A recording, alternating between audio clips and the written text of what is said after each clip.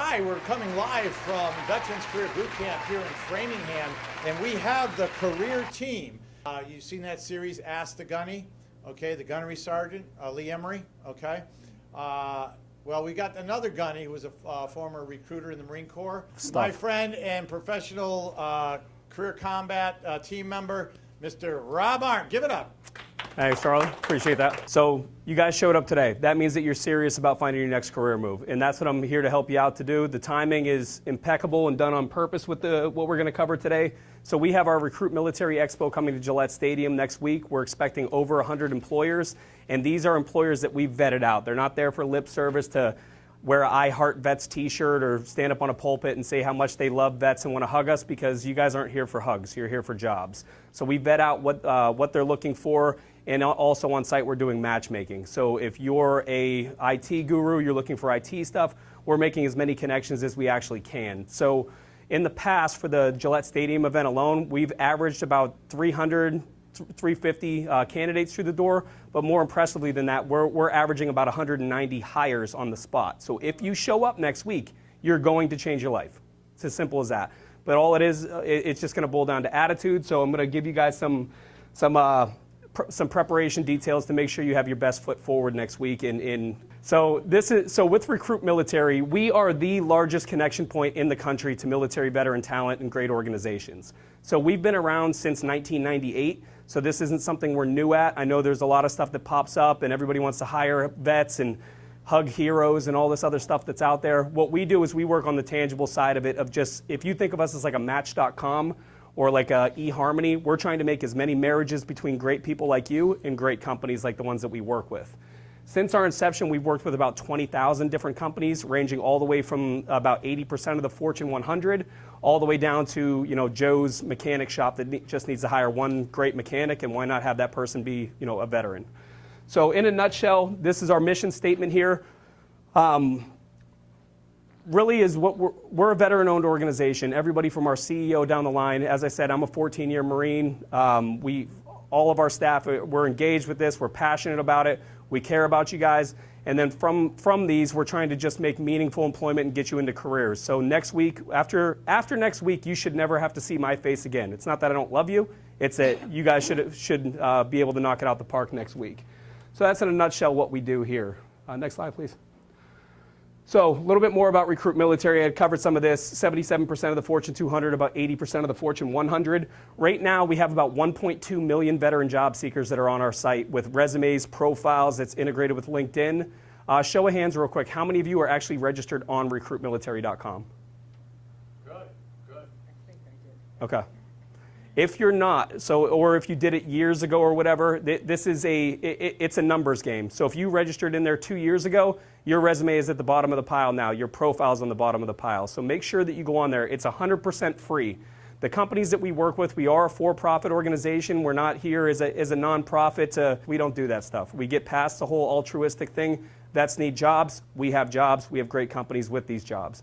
So it is a very effective connection resource for you guys. And out of those 1.2 million veteran job seekers on our site, the reason they come to us is because it works. And it's 100% free for you as well as military spouses.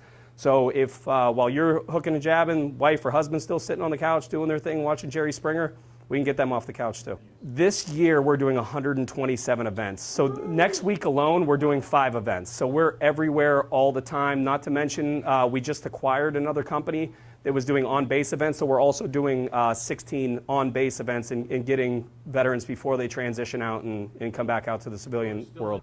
We are partnered with the DAV. You'll see that co-branded on a lot of our stuff. Even here, you guys have the Search and Employ magazine. We internally produce our own magazine, so a lot of the employers that we're working with are in here, as well as the event schedule. If you guys are looking to go anywhere else and get away from the snow before it hits here, we're in warmer climates too. Exactly. You can go anywhere. Anywhere in the country. We even work with a lot of defense contractors. If you want to go back out to the sandbox and have fun out there because you're sick and you miss it, I get there sometimes. You know, we got jobs like that too. But with DAV, so we did a partnership with them. So DAV is one of the oldest veteran service organizations in the country. They're about 200 years old. And they were trying to reinvent the wheel of coming into more of the employment portal rather than being like a VFW, old man's drinking club sort of thing. what they're trying to do is rebrand themselves to be a direct resource for veterans. So they were trying to reinvent the wheel of getting into the employment space, and then realized when they stepped back that they weren't able to do it because Recruitmilitary already has spinning rims on that wheel. So we've been partnered with them for about 4 years, and it's really been a match made in heaven. So even veterans where, if you have other things other than employment needs, you need disability rating stuff, VA care, even entrepreneurial stuff of starting up your own business, these guys can help you out with that too, and you'll see them out there in full force helping you guys to connect the dots too and really being a force multiplier for us.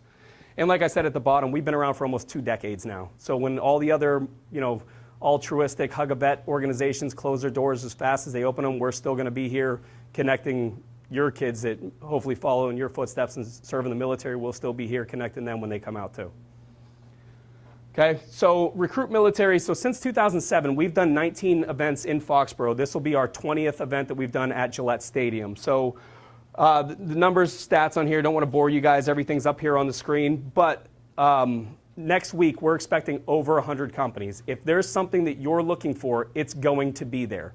You just need to find it. This is an Easter egg hunt, but they're there. The reason we call them Opportunity Expo is because this goes beyond being a career fair. Some of you may want to start your own business. You don't want to work for somebody else at this point. We have opportunities to do that. If you want to plug into your disability ratings, healthcare things, you can do that. If you want to get smarter, go back to college. We have organizations out there where you can utilize your GI Bill, or they have yellow ribbon programs and things like that to help you get smarter, to make yourself more marketable out there in the outside world.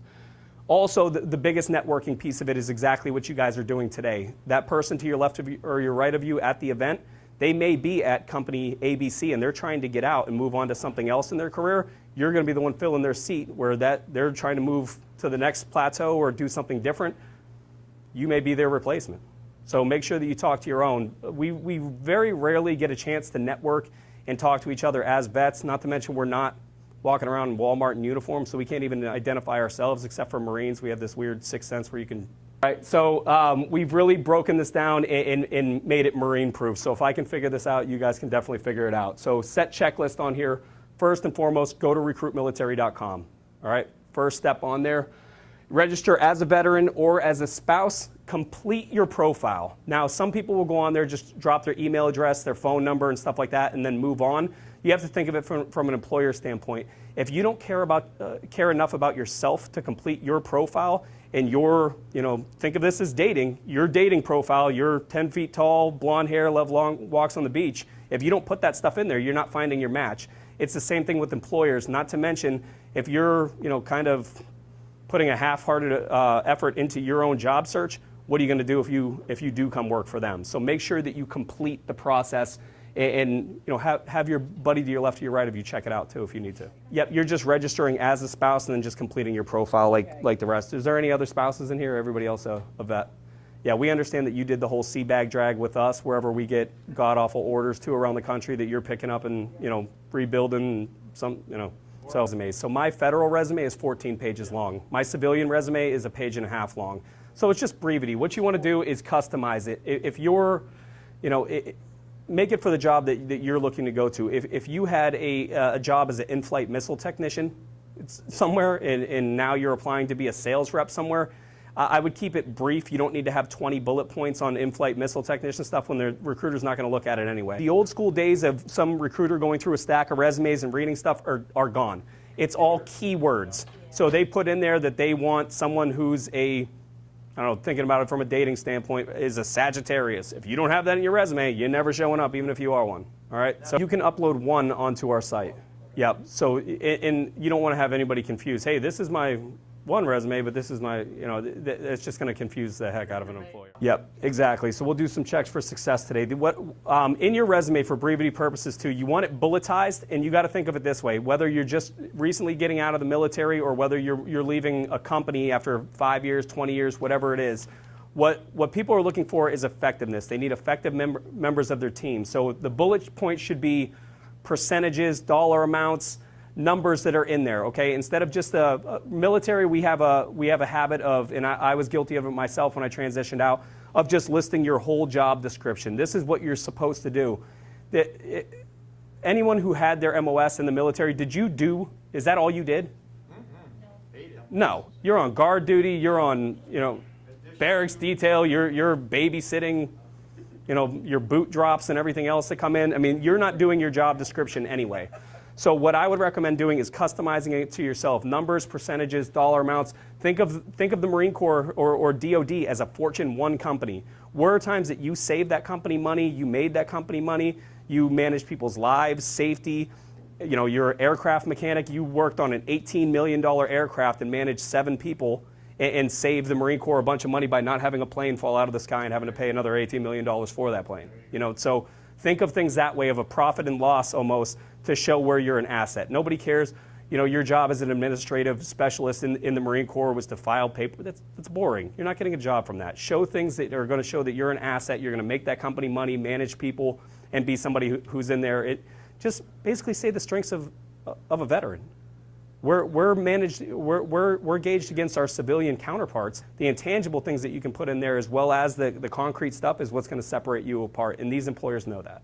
I direct our entire sales effort for our entire company. My job in the Marine Corps was nuclear, biological, chemical warfare.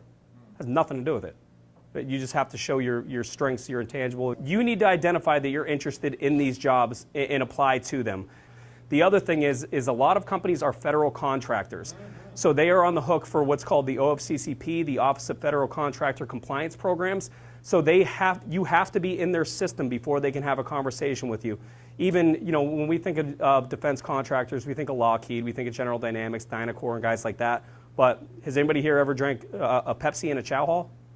Pepsi is a huge federal government contract. So there are a lot. Dunkin' Donuts, if you guys have ever done anything, just assume everyone is a government contractor.